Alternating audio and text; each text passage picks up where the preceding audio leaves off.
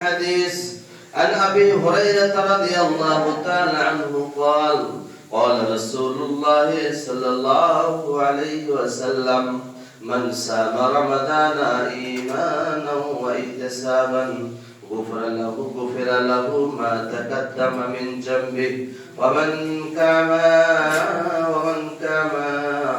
صام رمضان إيمانا واحتسابا غفر له من ذنبه ومن قام ليلة القدر إيمانا واحتسابا غفر له ما تقدم من ذنبه।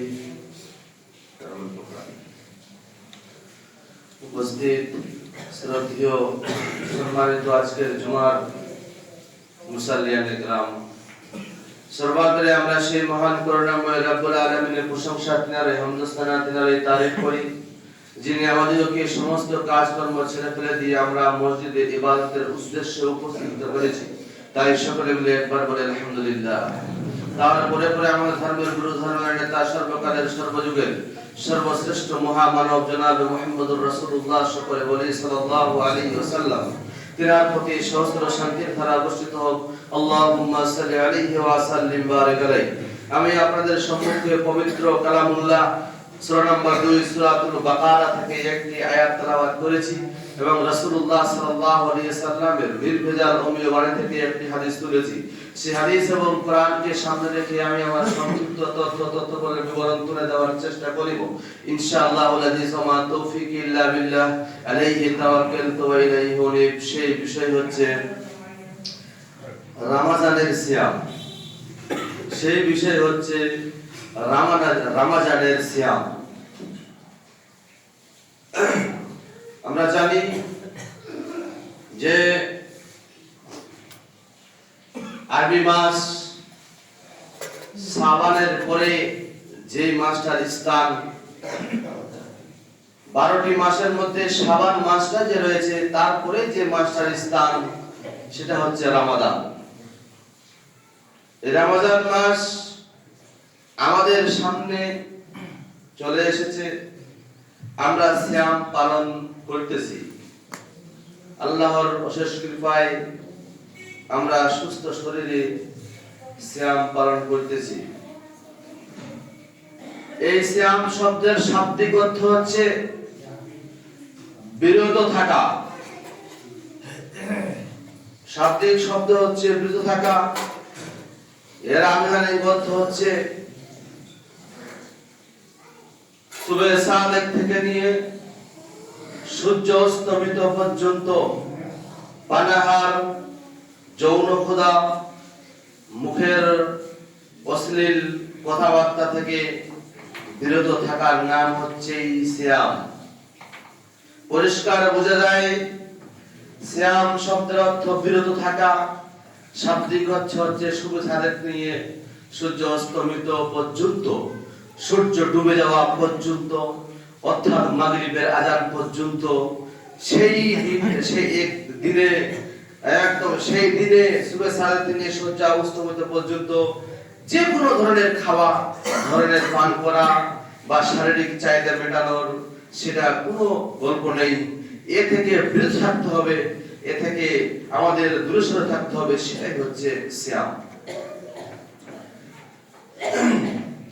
রাসূলুল্লাহ সাল্লাল্লাহু আলাইহি ওয়াসাল্লাম যখন জুমার খুতবায় প্রথম মিম্বারের স্থানে পা দিলেন তখন তিনি বললেন আমিন।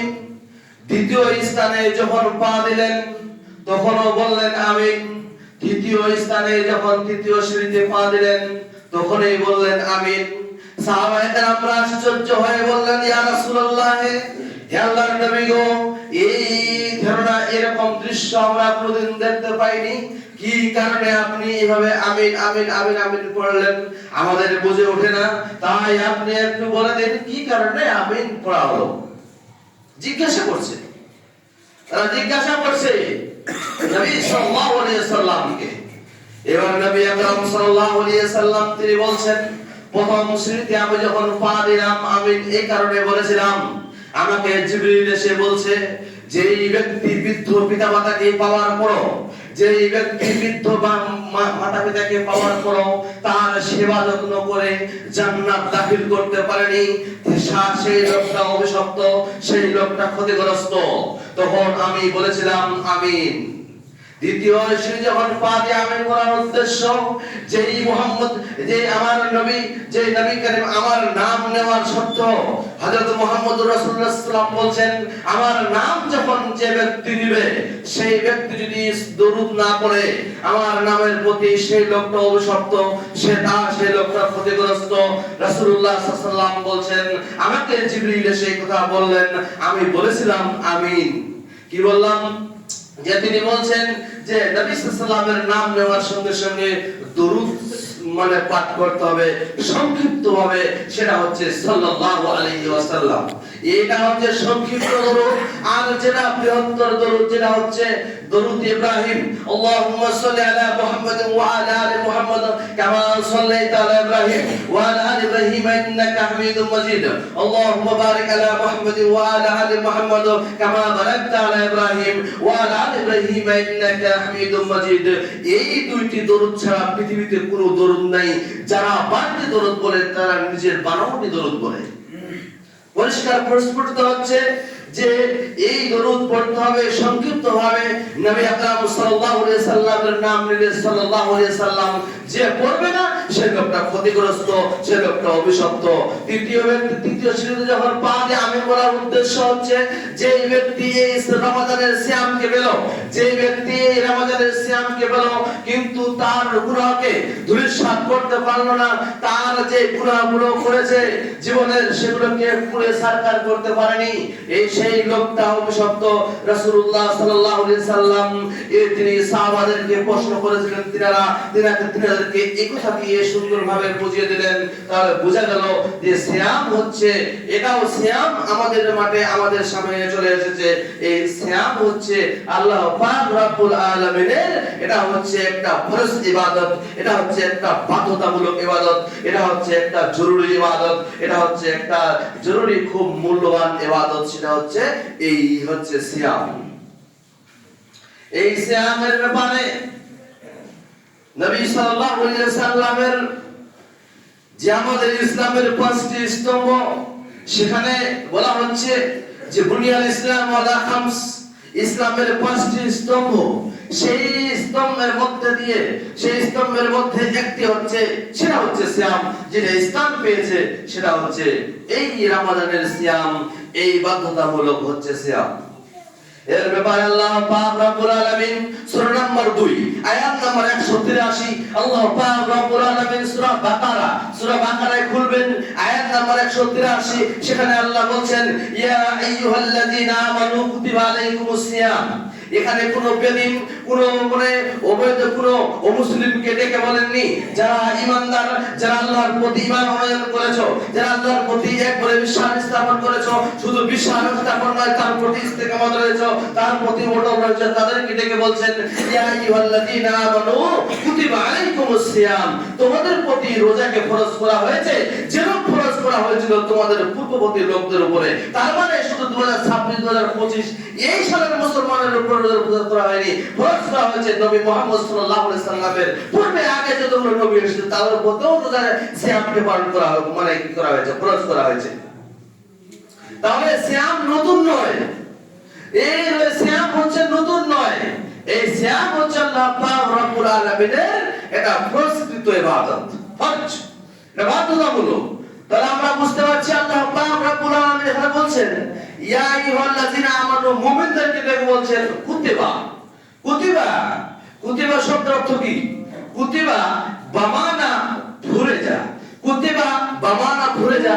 যারা তাফসীর পড়েছেন, যারা কোরআনের তাফসীর জালালাইন পড়েছেন, তাফসীর পড়েছেন, জানেন, তারা এগুলো মানে বুঝতে পারবেন যে কুতিবা এখানে তাফসীরের ভাষায় বামানা ভরে যা।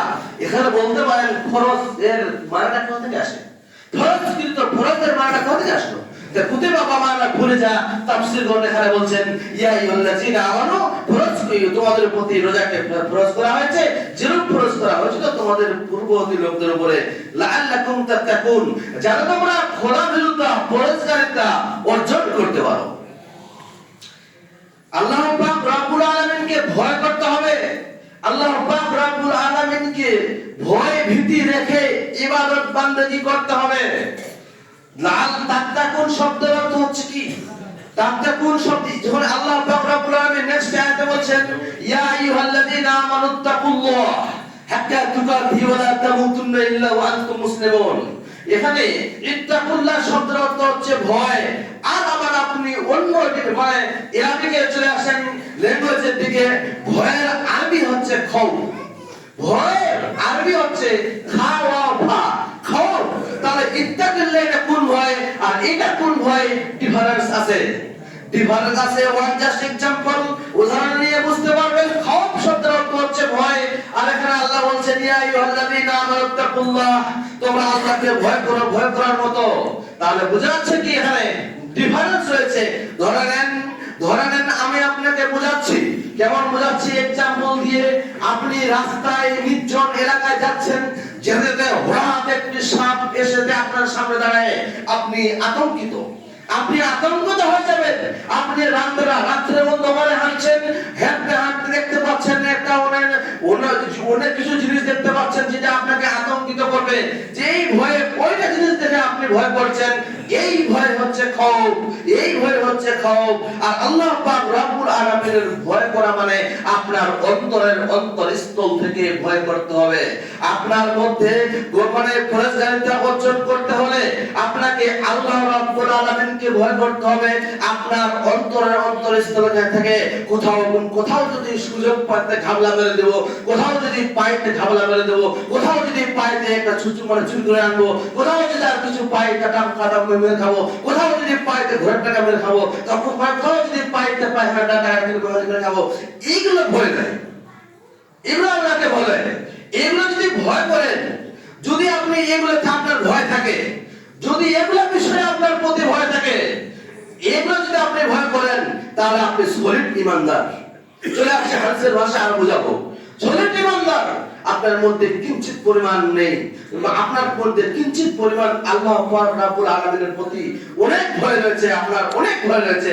যদি আপনি ওইভাবে ভয় করেন, আর সুযোগ পাচ্ছেন ঘাবলা মেরে দিবেন, সুযোগ পাচ্ছেন খেয়ে দিবেন, নির্জন এলাকায় পাচ্ছেন নিয়ে নিবেন, এটা ইত্তাকুল্লাহ নয়, সেটা ইত্তাকুল্লাহ নয়। অতএব ভয় করতে হবে আল্লাহকে, ভয় করতে হবে আল্লাহকে। আল্লাহ পাক রব্বুল আলামিনের অরিজিনাল ভয় করে অন্তরস্থল থেকে ভয় করে সিয়াম পালন করতে হবে।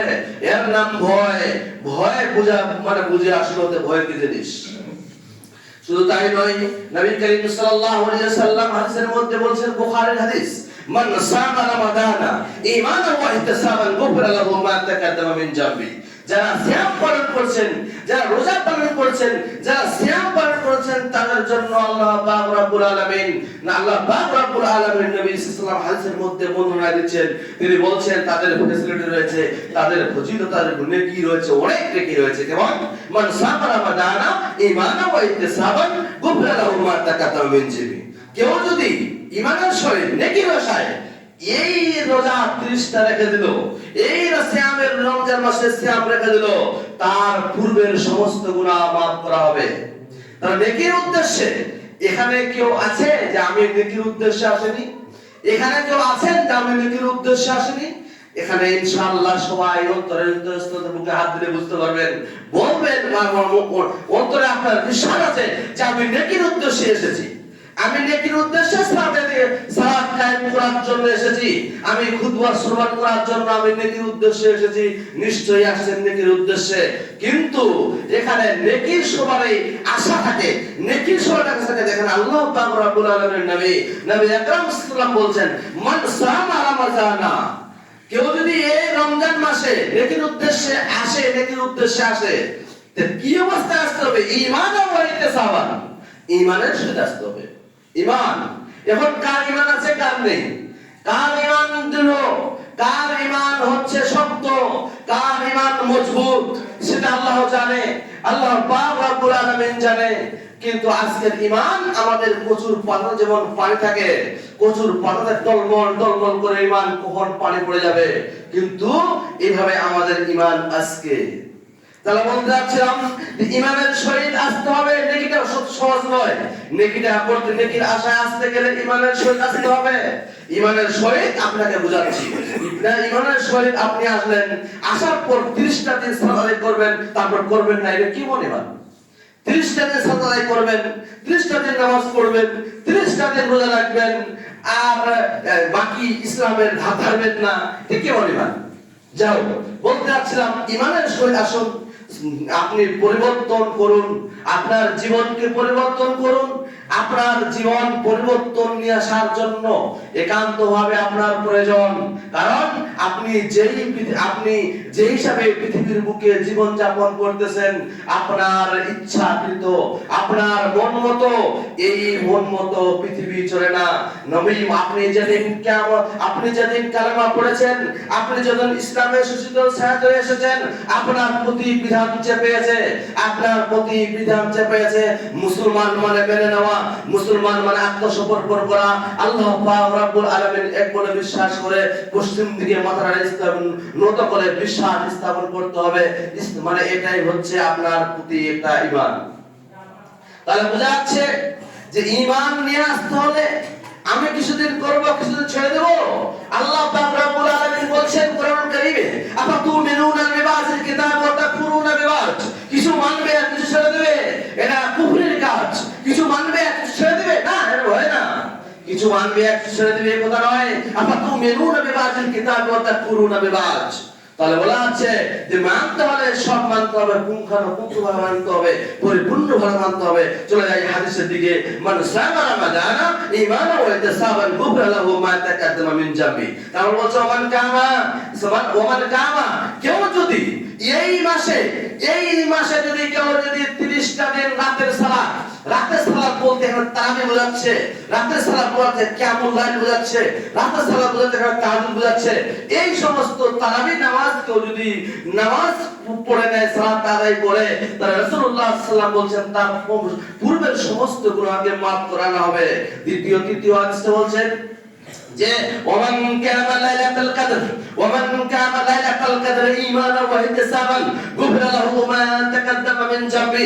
কেউ যদি শেষ দশকের, কেউ যদি 30টা দিনের মধ্যে 5 শেষ দশকের বিজয় রাত্রিগুলোতে জেগে যায়, লাইলাতুল কদর, সবে কদর, সে যদি জেগে আল্লাহর ইবাদত বندگی করে 5টি রাত, তাহলে ঈমান ও ইহতিসাবান, ঈমানের সহিত নেকির আশায়, তাহলে তার পূর্বের সমস্ত গুনাহকে maaf করানো হবে। হাদিস বুখারী। বলতে যাচ্ছিলাম যে হাদিস সহিহ। এবং কি এই সমস্ত আমরা যদি এগুলো কাজ করতে চাই, আমরা যদি ইবাদত করতে চাই, আজকে আমরা মুসলমান কেবল একটি রাত জেগে দিলাম হয়ে গেল না। 5টা বেজর রাত্রি আছে, যেটা আপনাকে জানতে হবে যদি আপনার নেকির প্রয়োজন থাকে। চলে আসি, এই যে হাদিস বলা হলো, হাদিস হচ্ছে এই রমজানের উদ্দেশ্যে, এই সিয়ামের উদ্দেশ্যে। শুধু তাই নয়, একাধিক আরো হাদিস রয়েছে। রাসূলুল্লাহ সাল্লাল্লাহু আলাইহি ওয়াসাল্লাম বলছেন, ইজা কানাত রমাদান, যখন রমজান এসে হাজির হয়, ওফুতিয়াতিস সামা, আসমানের দরজা খুলে দেওয়া হয়। যখন রমজান হাজির হয়, যখন রমজান মাসের সিয়াম হাজির হয়, তখন আল্লাহ পাক রব্বুল আলামিন যে আকাশের দরজাগুলোকে কি করা হয়, সমস্ত খুলে দেওয়া হয়। এটা কি কারণ? এটা হচ্ছে আল্লাহ পাক রব্বুল আলামিনের মানুষদের প্রতি দয়া। আল্লাহ পাক রব্বুল আলামিনের তরফ থেকে মানুষদের প্রতি হচ্ছে একটা দয়া। এই দয়া আল্লাহ পাক রব্বুল আলামিন রাখছেন, রেখে আসমানের দরজা খুলে দেওয়া হয়। যেই দরজা দিয়ে জিবরিল আসে, যেই দরজা দিয়ে ফেরেশতারাও আসে, বা তারা আসে আকাশের আবওয়াবুস সামা মানে এখানে বহুবচন নিয়ে আসছে, অসংখ্য দরজা রয়েছে, বহুবচন এখানে নেওয়া হচ্ছে, অসংখ্য দরজা রয়েছে। কিন্তু অসংখ্য যে দরজা, কোনটা দরজা, সবগুলো দরজাগুলো খোলা হবে আপনার দয়ার জন্য। আপনি আসুন 5 ওয়াক্ত সালাত, এবং এই মাসের যে বেশি বেশি করে ইবাদত বندگی করুন। এই মাসে আল্লাহ পাক রব্বুল আলামিনের একটা মর্যাদা, একটা অনেক মর্যাদা রয়েছে। রাসূলুল্লাহ সাল্লাল্লাহু আলাইহি ওয়াসাল্লাম বলছেন, যখন শাবান মাস এসে যায়, তিনি দোয়া করছেন, তিনি রাসূলুল্লাহ সাল্লাল্লাহু আলাইহি ওয়াসাল্লাম আল্লাহর কাছে ফরিয়াদ করছেন, কি বলছেন, হে আল্লাহ গো, যদি এই যে আমরা সিয়াম, এই যে আমরা শাবান মাস পেলাম, আল্লাহ আমাদেরকে রমজানের শেষ পর্যন্ত বাঁচাইও, শেষ পর্যন্ত মৃত্যু চাইছে না। নবী করিম সাল্লাল্লাহু আলাইহি ওয়াসাল্লাম বলছেন, তার মানে কি? তার মানে বোঝা যাচ্ছে যে শাবান এসেছে, এখনো যদি মৃত্যুবরণ করি তাহলে রমজানের সিয়াম থেকে আমি পারবো না, রমজানের সিয়াম থেকে আমি দূরে থাকলাম। এই কারণে আল্লাহ পাক রব্বুল আলামিনের কাছে দোয়া করছেন, আল্লাহর নবী সাল্লাল্লাহু আলাইহি ওয়াসাল্লাম, আমি শাবান পেলাম, আমি যেন রমজান মাসটাও পাই। এই কারণে আল্লাহর নবী তিনি দোয়া করছেন। তাহলে বোঝা যাচ্ছে মাসটার গুরুত্ব, মাসটার মর্যাদা, মাসটার ফজিলত অনেক বেশি রয়েছে। তাহলে বোঝা যাচ্ছে শুধু তাই নয়, নবী করিম সাল্লাল্লাহু আলাইহি ওয়াসাল্লাম বলছেন, ইজা কানা রমাদান, যখন রমজান এসে হাজির হয়, অপ্রতিহাতের মানে যখন রমজান এসে হাজির হয়, তখন আল্লাহ পাক রব্বুল আলামিন তার যে জান্নাতের দরওয়াজা রয়েছে, সেই জান্নাতের 8টি দরওয়াজায় খুলে দেওয়া হয়, এবং কি জাহান্নামের যে দরওয়াজা রয়েছে সেগুলোকে বন্ধ করে দেওয়া হয়।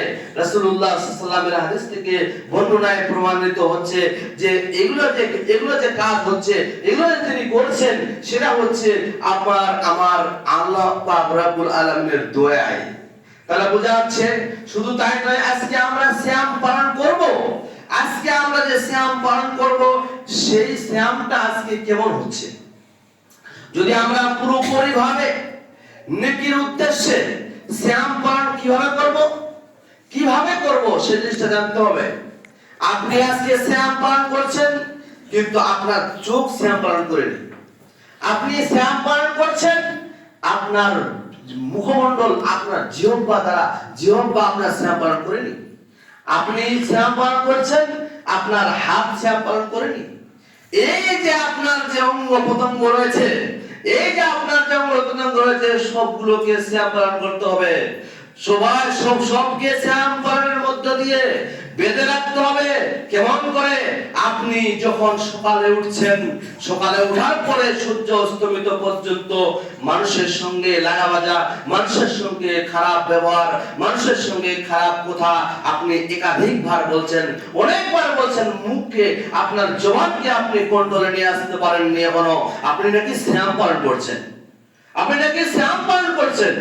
আপনি এখনো সিয়াম পালন করতে পারেননি। আপনার চোখ এখনো মানে নির্ধারিত জায়গায় নেই। আপনি ঠিক করুন আপনার অন্তর্দৃষ্টিকে, আপনার চোখকে নিচু করুন, এবং আপনি অশ্লীল কাজে দেখা থেকে আজকে অ্যান্ড্রয়েড সেট পেয়েছেন, মোবাইল পেয়েছেন, যুবক যুবতী আজকে বয়স্ক বাবাজিরাও সারাপাড়াও ব্যস্ত, সেই মোবাইলকে নিয়ে আপনি সারা জীবন ফেসবুক আপনি সারাদিন এভাবে করে ফাঁকা টাইমে চালাচ্ছেন। এখানে সেখানে অশ্লীল নোংরা, ওখানে মেয়েদের নাচ গান হচ্ছে, ওখানে বের হয়ে আসছে, কিন্তু আপনি কোথায় সিয়াম পালন করছেন? আপনার চোখ করেনি, আপনার হাত করেনি, আপনার জবান করেনি। এগুলোকে আপনাকে বঞ্চিত রাখতে হবে সেই সিয়াম থেকে, এগুলো দূরে সরে রাখতে হবে। আপনি সিয়াম শব্দের অর্থ হচ্ছে বিরত ওইভাবে থাকতে হবে। আপনার সিয়াম, আপনার চোখ, আপনার জিহ্বা, আপনার কণ্ঠল, আপনার চোখ, সমস্ত অঙ্গ প্রত্যঙ্গ যেন সিয়ামের মধ্যে থাকে, এর নাম সিয়াম। বলতে যাচ্ছিলাম অনেক কথা হলো।